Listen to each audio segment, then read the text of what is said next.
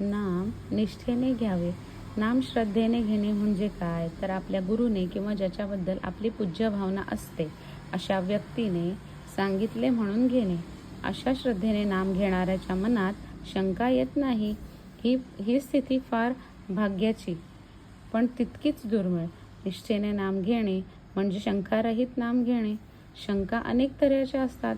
नाम घेताना भगवंताकडे लक्ष नसेल तर त्या नामाचा उपयोग आहे की नाही, नाम घेताना कोणती बैठक असावी, दृष्टी कशी असावी, शुचिर्भूतपणेच नाम घ्यावे किंवा कसे, अशा तऱ्हेच्या अनेक शंका मनात येतात. थोडक्यात असे म्हणता येईल की आपण जे नाम घेतो ते भगवंतापर्यंत पोचते की नाही, ह्या एका शंकेत सर्व शंकांचा समावेश होतो. भगवंत आणि त्याचे नाम एकरूपच असल्याने त्या दोहोंच्या आड काहीच येऊ शकत नाही. एखाद्या व्यक्तीच्या पाठीमागून आपण चाललो असताना आपल्या तोंडून त्याचे नाव उच्चारले गेले तर तो लगेच मागे वळून पाहतो. ही जशी मनुष्याची स्थिती, तर भगवंताच्या बाबतीत त्याचे नाव त्याच्यापर्यंत पोचत नाही हे कसे शक्य आहे. खरे पाहिले तर भगवंताचे नाव त्याच्याच कृपेने आपल्या मुखात येते, म्हणजे त्याचे नाव तोच घेत असतो.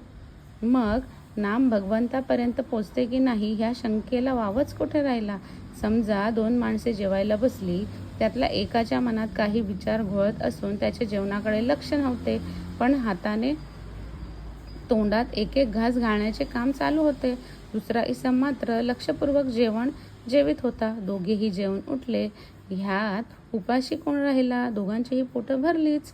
तसे नाम घेतल्यानंतर त्याचा उपयोग झाला नाही असे कसे होईल?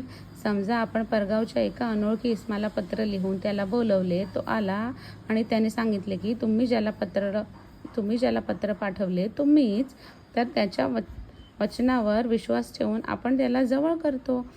तसे भगवंताने सांगितले आहे की जेथे माझे नाम तेथे मी पुरुषोत्तम.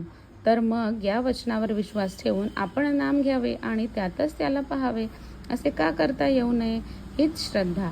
आपण ज्याचे पोटी जन्माला आलो त्याचेच नाव आपण आपल्या नावापुढे लावतो, तसे भगवंताच्या बाबतीत करावे. त्याचेच नावाने जगावे, म्हणजे माझा सर्व करता रक्षिता तो एकच असून त्याच्याशिवाय माझ्या या जगात दुसरे कोणीही नाही, या भावनेने राहावे.